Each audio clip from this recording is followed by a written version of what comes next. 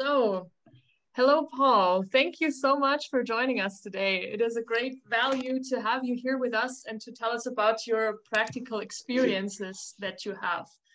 For everyone, Paul, he works as a veterinarian and as a lecturer at the Makerere University in Kampala, Uganda. He also is a local project manager for Vets United of the VTS and VTG. So, Paul, I have three questions for you. The first one, you're very involved in the training of veterinary personnel, and also you train local practitioners yourself.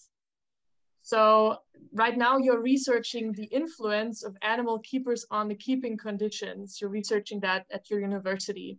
In how far would you say that animal welfare is not only relevant to animals, but also to the benefit of the farmers, for example, financially? And is it crucial to the success of agricultural development cooperation projects? What's your opinion there? Okay, thank you, Karina. Am I audible enough? Yes. Yes, for the first part of the question, the relationship between animal welfare and benefits of farmers has been widely studied. For example, when animals are lost during transport or their meat is rejected because they have suffered injuries or mistreatment in the way they were raised, there are direct repercussions in terms of productivity and the price to the farmer. Additionally, animals that are kept in unhealthy environments or are stressed will be more prone to become ill, or they will actually gain less weight. And also, higher animal welfare standards we have observed that are increasingly seen as a prerequisite to enhancing business efficiency and profitability, and also satisfying international markets and meeting some consumer expectations. Now, for the second part of the question, poor animal welfare and health leads to lower feed intake, changes in digestion and metabolism, less reproduction, poor weight gain, and very low milk production.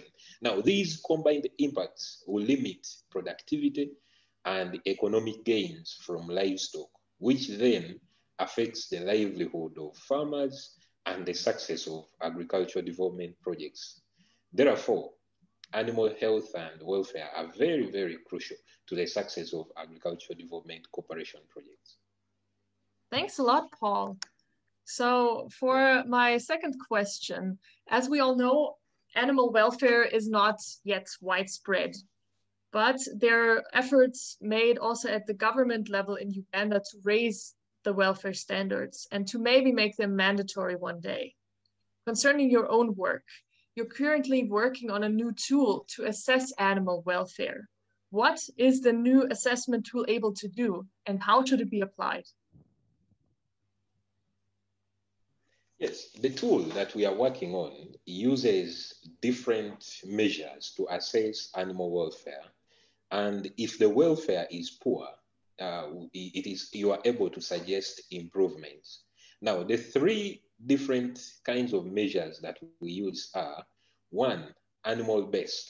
Now, for example, how is the body condition of the animal? For example, the udder, or for example, whether there are bony prominences that are being shown on the animal. And also number two is based on the resources of the farmer. For example, what kind of shelter do the animals have? What are they being fed on?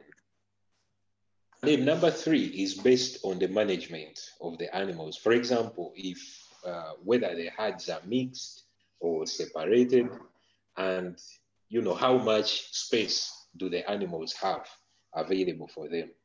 Now, this tool will give farmers access to quantified animal welfare conditions, which are science-based. And with this information, they can implement good welfare practices on their farms, and this will increase productivity and economic gains.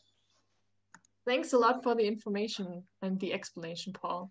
The last question concerns do's and don'ts and also our role that we play here in Germany.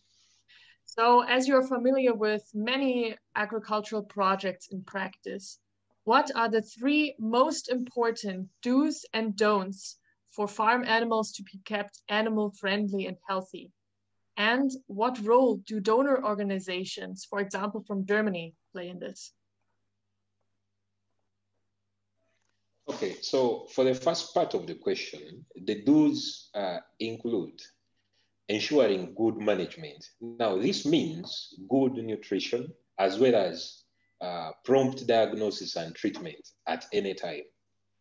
Then also to handle animals properly on the farm and during transportation, because with this, you minimize stress and fear for the animals.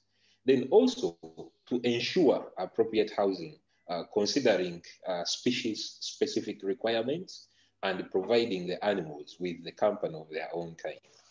Now, for the don'ts, I'll give about two. Now, one is do not keep animals, and specifically, I'll talk about livestock if one is not able to provide for their health and welfare needs. Yeah. Then also do not attempt medical, surgical, or prophylactic treatments on animals unless these are supervised or advised by a qualified veterinarian.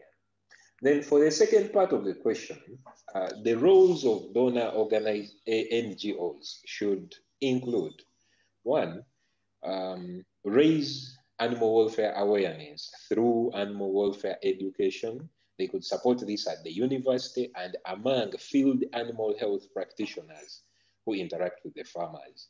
Then two, there is need to support animal welfare research and communication of these research findings to the farmers.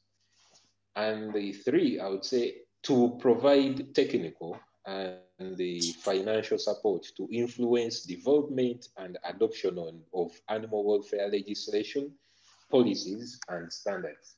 And specifically to the agencies that give animals to farmers directly. It is important to assess the ability of the animal recipients to provide for the needs of the animals they will receive.